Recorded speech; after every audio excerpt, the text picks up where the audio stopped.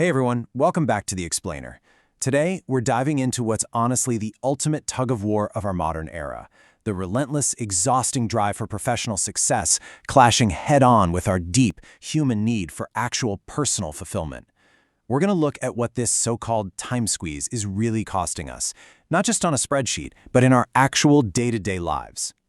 Just listen to this incredibly blunt reality check from former U.S. Labor Secretary Robert Reich. There's no way of getting work and family into better balance. You're inevitably shortchanging one or the other or both. Wow. I mean, that completely shatters that glossy, modern myth of having it all, doesn't it? Before we even look at the data, we really have to acknowledge that this balancing act, it's a fundamentally rigged game. Section 1. The Modern Time Squeeze. How Work Swallowed Our Lives. To really grasp this massive shift, we've got to look at one key number, 32%. According to some pretty comprehensive labor research by Dr. Barbara Pocock, the proportion of full-time employees grinding out more than 48 hours a week jumped to a staggering 32% by the late 1990s. Think about that. We aren't just talking about a little bit of extra overtime here and there. Nearly 50 hours a week literally became the new normal for a third of the entire workforce. And the flip side of that trend, the absolute death of the standard 40-hour work week. Look, back in the late 1970s, about 66% of full-time workers were clocking a pretty standard 35 to 40 hours. But by the end of the 90s, that number completely plummeted to under 50%. So if you're feeling totally overwhelmed, it's not just you feeling at time management. The whole playing field completely changed beneath our feet. And the plot thickens because at the exact same time, the fundamental structure of the family completely shifted. A massive 64% of couple households with dependents are now dual-earner households.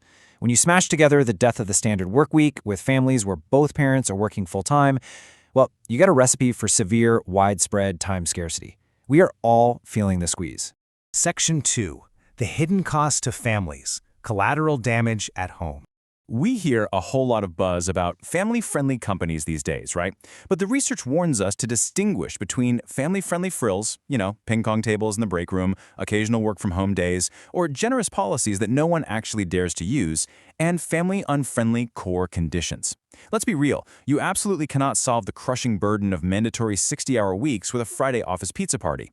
It's those core conditions that actually dictate the reality of our lives. So often, we try to make our parenting as hyper-efficient as our boardroom meetings. We schedule this intense quality time. But the data actually shows that kids despised rushed, tightly scheduled interactions. What they crave, what they actually desire, is focused, unrushed time. Time where a parent is simply present, attuned, and responsive. But let's be totally honest here. Exhausted parents just cannot provide that calm, unrushed presence when they are literally running on empty. And that leads directly to what researchers call spillover effects. When 45% of folks working over 50 hours feel chronically overworked, that deep exhaustion doesn't just clock out when they do. It bleeds straight into the living room.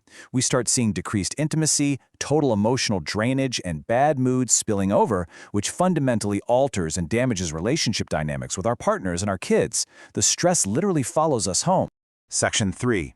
Success without true fulfillment. The illusion of having it all. High-performance coach Olga Rickards frames burnout in this really eye-opening way. See, it's not just about being tired. It is a state of extreme physical and emotional exhaustion. But it's coupled with the deep sense of unfulfillment, despite having external success. The scary part is that highly successful professionals are incredibly skilled at using their shiny achievements and big titles to completely mask this profound inner emptiness. And if you think that kind of burnout is rare, just wait till you hear this staggering number. A Harvard Medical School study found that an overwhelming 96% of senior leaders report feeling burned out to some degree. 96%, with a full third of them calling it extreme. Basically, almost everyone at the top of the ladder is running on absolute fumes, just pretending everything is perfectly fine. It really all boils down to this. Success without fulfillment is the ultimate failure. Think about the tragic irony here. High achievers will literally endure massive emotional pain, sacrifice their most important relationships, and completely destroy their health to achieve worldly goals, only to finally reach the summit and realize happiness is completely missing. They won the game for sure, but they essentially lost themselves in the process. Section 4. Top Regrets of the Dying. Waking up when it's too late. Over 4 decades of studies have documented the top regrets of the dying. And we really need to look at these hard truths, wishing they hadn't worked so hard, regretting making money at the absolute expense of their relationships, wishing they had lived a life true to themselves, and maybe the most heartbreaking one, regretting postponing their happiness to a one day that simply never came. I mean, take a second and really ask yourself if your current trajectory is leading you straight toward one of these regrets. To really anchor the emotional weight of this, consider this poignant realization from Steve Jobs.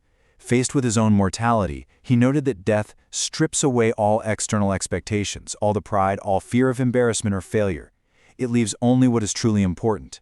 To borrow his phrasing, you are already naked. There is literally no reason not to follow your heart right now. Section 5. Reclaiming life and time, macro policies and micro shifts. Okay, so how do we fix this? Well, on a macro level, systemic policy makes a massive difference.